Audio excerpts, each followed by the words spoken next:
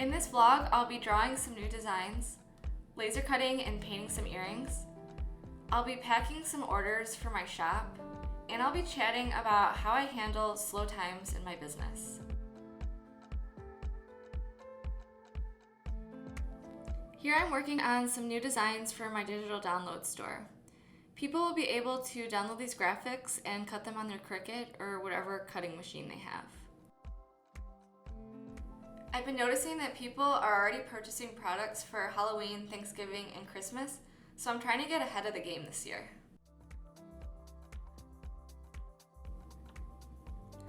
I don't know about you guys, but this summer I've definitely seen a drop in sales. Summer always seems to be a slower season, but this year it just feels particularly slow.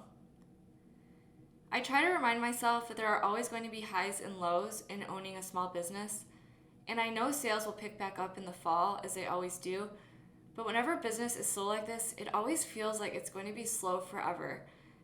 And that's a feeling I just haven't learned how to shake. When business is slow, I really try to take the time to look at my business from an outside perspective. Sometimes we get so busy working inside of our business that we don't take a step back and look at what we're creating. I'll ask myself, do I like the direction that my business is going? Are these the types of products that I want to be making? And I'll think about the type of work that I'm doing and how I'm spending my time. If I'm putting too much energy on tasks that I don't enjoy, I'll reevaluate. I'm aware that every part of my job is not going to light my soul on fire, but making sure that I'm doing work that makes me happy is why I started a business in the first place.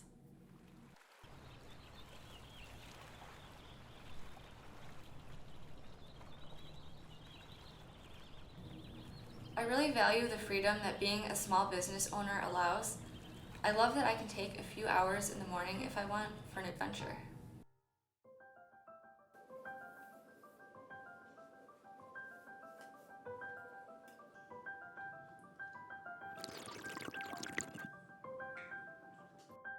Hey, good morning guys. So today is Tuesday, and first off I need to fill an order that just came in this morning, and it is for palm tree acrylic earrings. And after that I finished the Halloween designs and I just need to vectorize them in Illustrator. So that's going to take up a big chunk of my time today. So I actually have two sides of my business.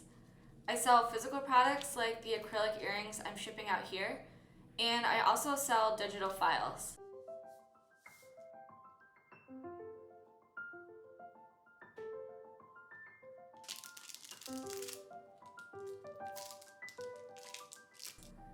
I've been putting a lot of my energy into the digital store lately because I've seen a lot of growth within the first year, which makes me feel like there's a lot of potential there.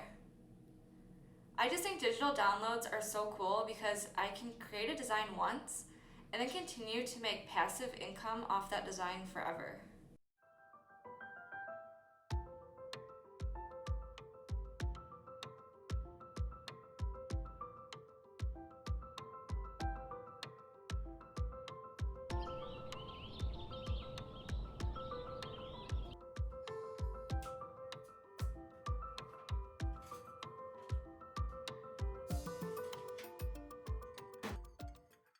So I have some new Halloween earring designs that I need to cut out on my laser cutter today. And this is usually the longest part of the earring design process, just because once you create your design and cut it out, there always is changes that need to be made. It never cuts out perfectly on the first try. These are more designs that will be sold in my download store for people who own laser cutters. Even though they are sold as digital files, I still like to laser cut them to make sure the files that I'm selling are going to cut out perfectly.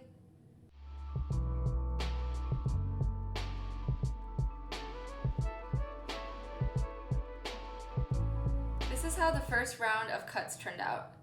I definitely had quite a few changes to make.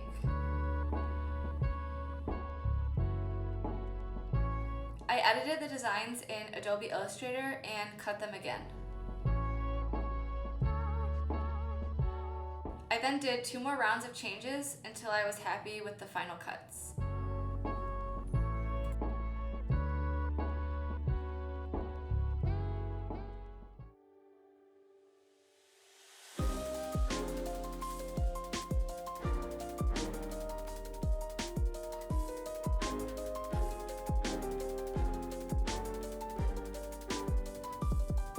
slow seasons like these, I'll decide what my business goals are for the upcoming months.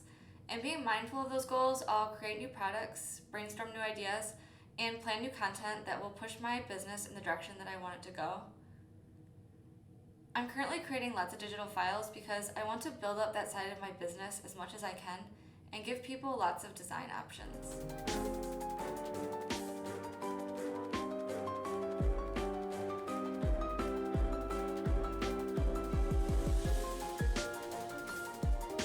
My business really used to revolve around painting, and I've scaled back on that a ton in the past year.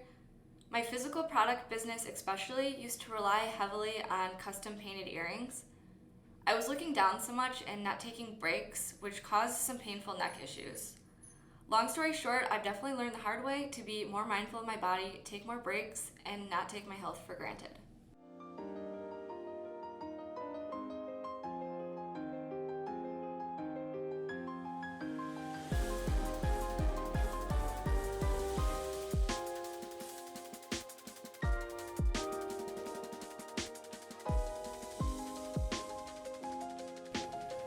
It can definitely be challenging to be productive during slow times. Some days I need to listen to an inspirational podcast and drink that extra cup of coffee to get motivated. I've found that following other business owners, even if their business is quite different than mine, can be super beneficial. It's interesting to see how other people run their businesses and make money. Some of my favorite YouTubers that inspire me in my business are Catnip, Shelby Church, Catherine Manning, and Kelsey Rodriguez. I also love the Colin and Samir podcast, How I Built This, and the Being Boss podcast. I'll link all the YouTubers and podcasts I mentioned below in the description of this video.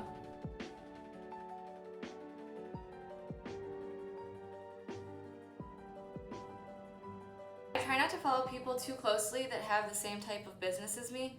I've noticed that's when I tend to fall into the comparison trap. Directly comparing your business to a close competitor, in my experience, just causes unnecessary stress.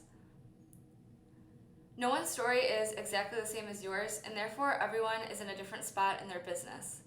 Just because you got started later or maybe don't have as many followers doesn't mean you won't get to the level you're striving for.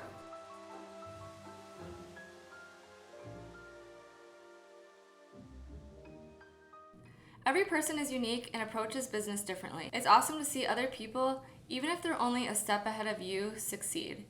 Because if someone else can do it, there's no reason you can't.